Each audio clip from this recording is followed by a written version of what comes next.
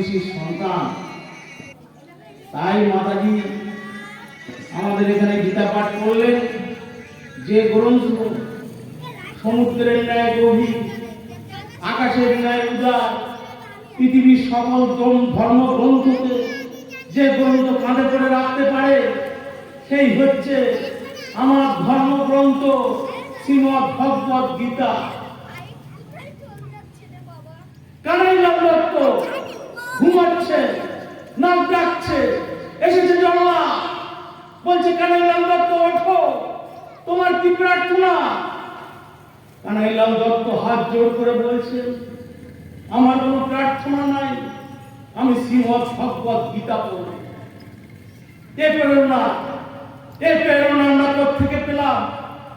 আপনারা ভাববেন না, আপনারা চিন্তা করবেন না, এ প্রেরণা আমরা কি পেয়েছিলাম? ওই ইনকিলাব জিন্দাবাদ, ঝিঙে ভাত মাছ ভাত বা জয় বাংলা স্লোগান থেকে ভুল কথা। এ প্রেরণা আমরা পেয়েছিলাম শ্রীমদ্ ভগবত গীতা। ওই প্রত্যুক ভট্টাস 3টে গুলি করে মেরেছিল মেদিনীপুরের ডিস্ট্রিক্ট ম্যাজিস্ট্রেটকে।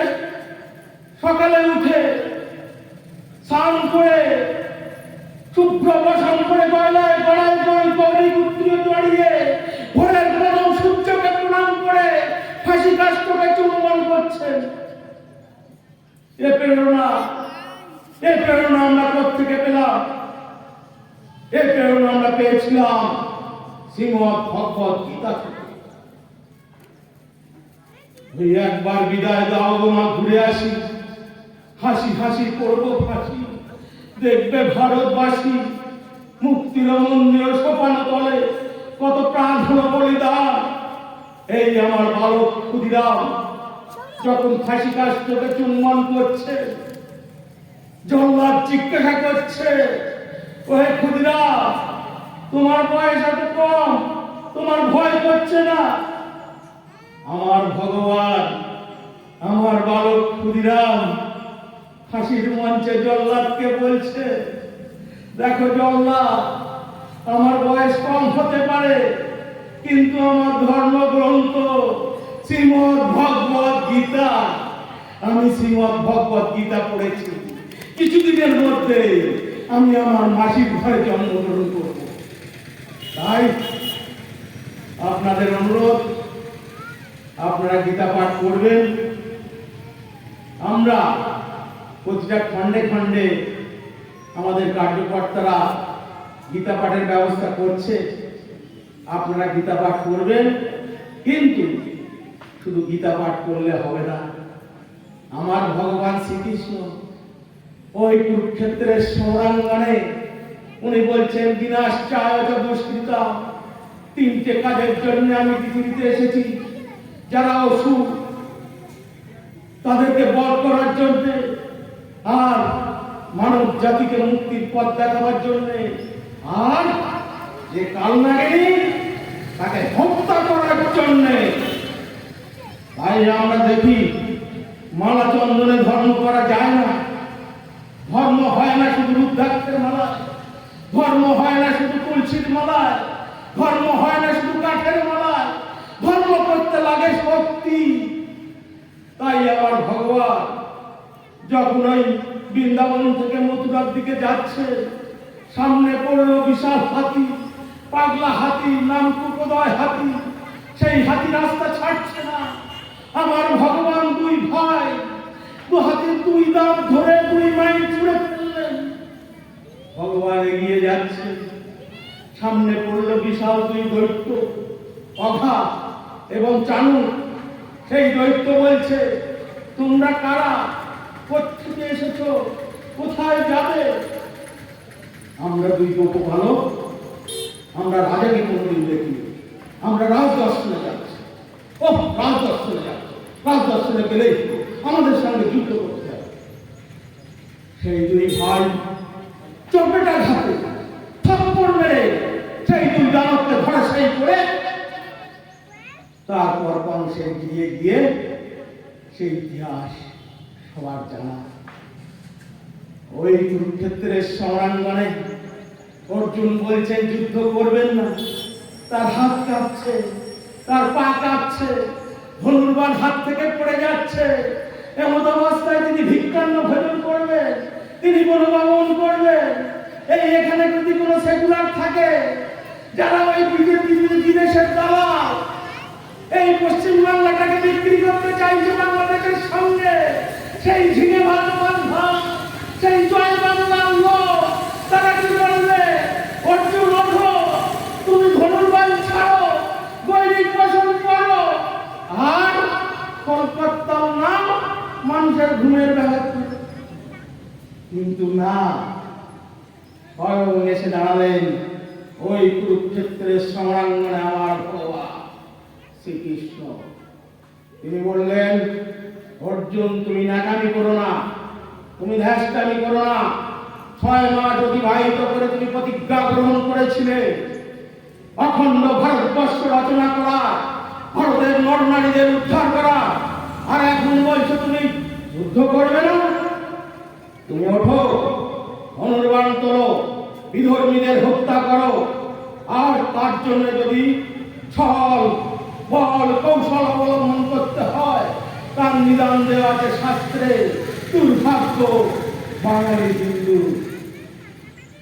আমরা দেখি ওই শ্রীমদ্ ভগবদ গীতায় একবারে মিথ্যার আশ্রয় নেওয়া হয়েছিল, একবারে স্মরণার আশ্রয় নেওয়া হয়েছিল। ভুল কথা। 5 জায়গায় মিথ্যার আশ্রয় নেওয়া হয়েছে, 5 জায়গায় স্মরণার আশ্রয় নেওয়া হয়েছে। ওই অশ্বত্থামা হতইতি গজ দুর্যোধনকে মারার সময়, নাম পরিবর্তন করার সময়, জনসংঘকে মারার সময়, ছদ্মবেশ ধারণ করার সময় 5 জায়গায় মিথ্যার আশ্রয়, 5 জায়গায় স্মরণার আশ্রয় নেওয়া হয়েছিল। আমরা বাঙালি হিন্দু ভুলতে বসেছি। তাই বলছি বন্ধুগণ, আজ এই কুরুক্ষেত্রের সংগ্রামে হিন্দু ও হিন্দুত্ব আজকে আমাদের জানতে হবে বন্ধু। ওই শিশুপাল 100 বারকে বলা হয় হিন্দু, আর 101 বারকে বলা হয় হিন্দুত্ব। শ্রীরামচন্দ্র পিতার আজ্ঞায় বনবাসে গেছিলেন, এটা হচ্ছে হিন্দু। আর একের পর এক বাঁধ ভেঙে সব বংশের রামকে হত্যা করেছে, এটা হচ্ছে হিন্দুত্ব। আজ আমাদের হিন্দু এবং হিন্দুত্ব সম্পর্কে জানতে হবে বন্ধু। তাই বলছি বন্ধুগণ, আমরা এই বাঙালি, আমরা এই বাংলায় জন্মগ্রহণ করেছি। ওই সেকুলাররা বলে থাকে এই বাংলায় শ্রী চৈতন্যদেব জন্মগ্রহণ করেছিলেন, তিনি কান্নাকাটি করেছিলেন, তিনি কিছু কীর্তন করেছিলেন, আর তিনি বলেছিলেন মাল্লি মাল্লি কলসির কানা, তাই বলে কি প্রেম দেবো না? এটি কত বড় ভুল। আজ আমাদের মহাপ্রভু সম্পর্কে জানতে হবে বন্ধু।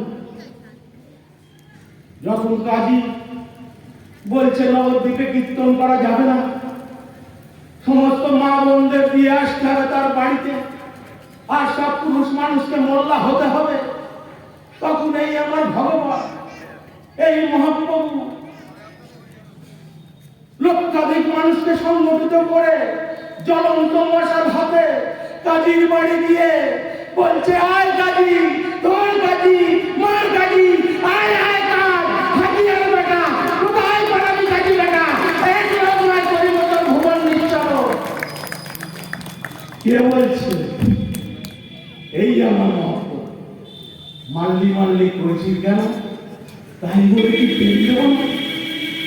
এই আমার মহাপ্রভু।